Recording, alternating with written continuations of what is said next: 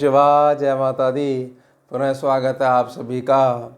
हमेशा इस बात को ध्यान रखिएगा कि आपके पास दिनचर्या में एक ही मंत्र होना चाहिए कि मुझे लगातार आगे बढ़ना है और मुझे पीछे मुड़ के बिल्कुल नहीं देखना है।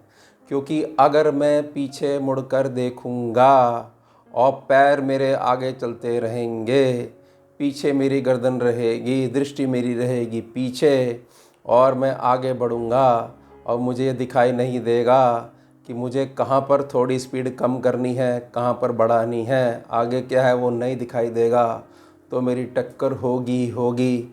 और उसके बाद मेरा जो ये बहुत ख़राब अभ्यास बना हुआ है कंप्लेंट करने का, ब्लेमिंग करने का कि इसके कारण ऐसा हो गया, नहीं तो मैं तो बहुत अच्छा चल रहा था।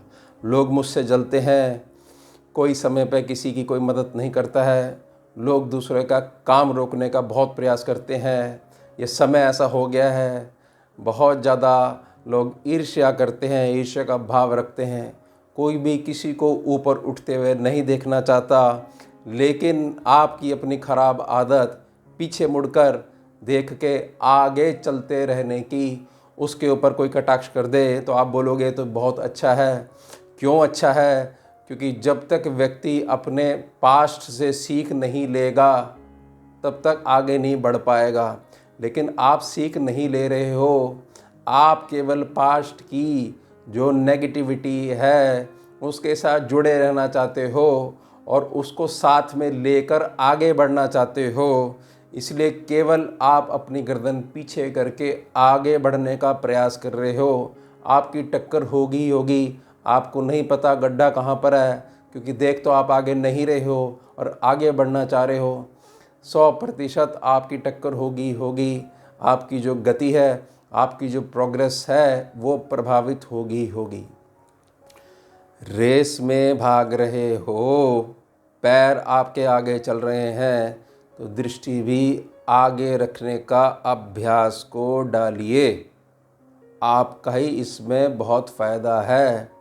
और अगर पास्ट का एक्सपीरियंस कुछ भी आपका ऐसा बना हुआ है जो कि प्रेजेंट में आपको विवश कर देता है, पीछे की तरफ गर्दन करके उसको देखने में बिज़ी बनाकर रखता है, तो आप शिव नाम लेना प्रारंभ करिए। शिव नाम जैसे ही लोगे और प्रार्थना करोगे कि मैं सरेंडर करता हूँ, मैं इस स्थिति से बाहर नहीं आ पा रहा हूँ, कृपया कर हे शिव, हे परम शिव तत्व, मुझे इससे बाहर निकाल दीजिए।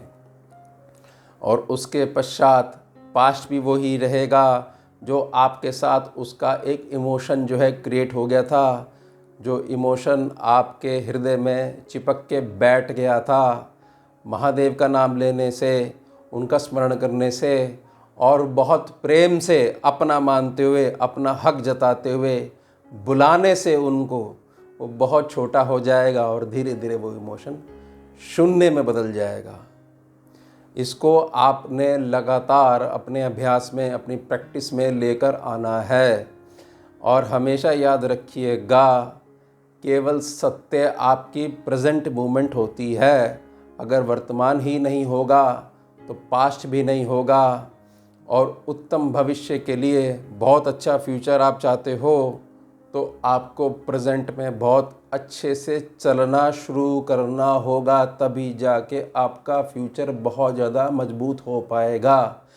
जैसे कि मैंने पिछले भाग में बताया था आपको कि आपने महादेव का नाम लेना है, शिव नाम लेना है और उनको साक्षी मान के डिसीज़न ले लेना है कि ले लिया मैंने डिसीज़न, तुम हो साक्षी, तुमने ही मुझे जो है प्रेरणा दी है कि बच्चा ऐसा कर, मैं तेरे साथ हूँ, बिल्कुल घबराने की ज़रूरत नहीं है। तो वही कार्य आपने करना है। डिसीज़न ले लिया हमने अपने दृष्टि में, अपने अनुभव में इसके पॉजिटिव पॉइंट्स और नेगेटिव पॉइंट्स दोनों समझ लिए। क्या क्या हमारे को इसमें सावधानी रखनी है ये समझ ली। अब बहुत ज़्यादा इस पर PhD करने की आवश्यकता नहीं है। शिव नाम लिया और आगे बढ़ गए। समर्पण हमने करा हुआ है, वही करने वाले हैं, वही चला रहे हैं। आध्यात्मिक बल बहुत बड़ा होता है। अगर आपको बहुत ज़्यादा इस तरीके की खराब आदत बनी हुई है कि मुझे बार बार, ऐसा मेरा अनुभव है जीवन का, कि पीछे मुड़कर देखना होता है, तो यहाँ पर अगर आप स्वयं की ताकत से बाहर नहीं आ पा रहे हो तो उससे बड़ा मोटिवेशनल, शिव नाम से बड़ा मोटिवेशनल जो है ऊर्जा इस संपूर्ण ब्रह्मांड में, सृष्टि में नहीं है। उनको आप किसी भी रूप में आवाहन करिए कि आइए, मैं एक मित्र के रूप में आपको पुकार रहा हूँ, आइए मैं एक बेटे के रूप में आपको पुकार रहा हूँ, एक शिष्य के रूप में पुकार रहा हूँ।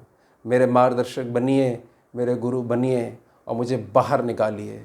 मैं बहुत ज़्यादा परेशान हो चुका हूँ या हो चुकी हूँ, जो कोई मार्ग नहीं सूझ रहा है। अब आप ही देखो और मुझे इससे बाहर निकालो। जो कुछ भी है, जो भी मैं कर रहा हूँ या कर रही हूँ, वो मैं आपको साक्षी मान के आपको समर्पण करता हूँ या करती हूँ। अब आप देखिए, मेरी ये प्रार्थना रहेगी कि बार बार जो मेरा मन जो है पास्ट में अटक जाता है, ये भी मैं आपको समर्पित करता हूँ।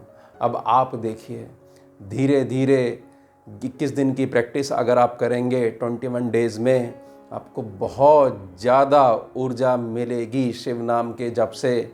और ये आपने लगातार जपना है। इसको कोई भी ऐसा मत मानिएगा कि मैं आपको किसी प्रकार की पूजा पाठ जो है सिखा रहा हूँ। मैं केवल ये कह रहा हूँ कि संपूर्ण ब्रह्मांड में शिव तत्व विराजमान है। वो जो ऊर्जा है, मैं ये प्रार्थना कर रहा हूँ आप सभी से कि आप उससे जुड़ जाइए। जब आप उससे जुड़ जाओगे, वो तो सबका है ही, और आप उसको अपना मानकर जब बहुत ज़्यादा प्रेम से पुकारोगे तो वो आएगा, ऊर्जा रूप में आपके पास आएगा, और उसकी शक्ति भी साथ में आएगी जो आपको शक्ति, आंतरिक शक्ति प्रदान करेगी। तो हमेशा याद रखिएगा कि पीछे मुड़कर नहीं देखना है। केवल पीछे जो घटनाएं हुई हैं उसमें हमारे को क्या सीखने को मिला है, केवल यह अनुभव और थोड़ी सी सावधानी हमें साथ लेकर चलनी है और दृष्टि सामने रखनी है और केवल आगे ही आगे बढ़ना है। ध्यान रखिएगा, आपको लाभ बहुत पहुँचेगा। अब मिलते हैं आपसे अगले भाग में नए विषय के साथ। जुड़िए और जोड़िए। हम शिवा, जय माता।